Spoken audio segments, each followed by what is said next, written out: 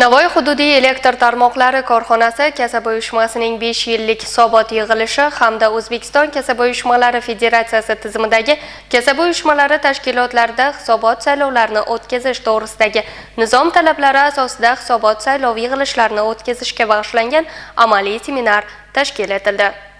Joriy yilda kasaba uyushmalari hayotida muhim davr, ya'ni so'nggi 5 yillik faoliyat sarhisob qilinadi. Barcha boshlang'ich kasaba uyushma tashkilotlarida hisobot saylov yig'ilishlari o'tkazilishi belgilangan. Seminar ishtirokchilariga dastlab nizomda belgilangan talablar asosida ushbu tadbirni o'tkazish tartibi, qo'mita a'zolarini saylash jarayoni, hujjatlarni rasmiylashtirish va a'zolarning vazifalari haqida batafsil tushuncha berildi. Men alohida e'tibor qaratdim 5 yillikda faoliyat olib borgan kasaba uyushma raisining hisobotiga. Mana shu hisobotda barcha qilingan ishlar o'z aksini topgan.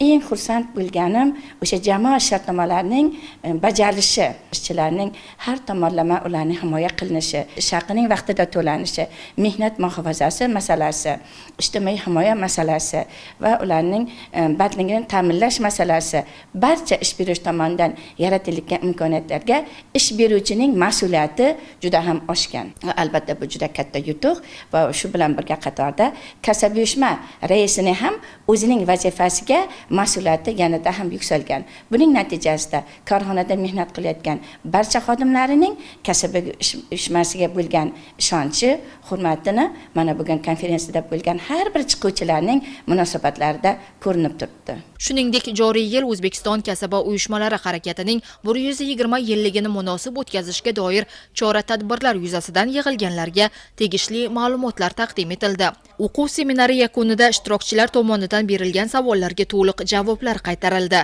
Seminar qizg'in munozara va muhokamalarga boy tarzda o'tgani bilan ahamiyatli bo'ldi.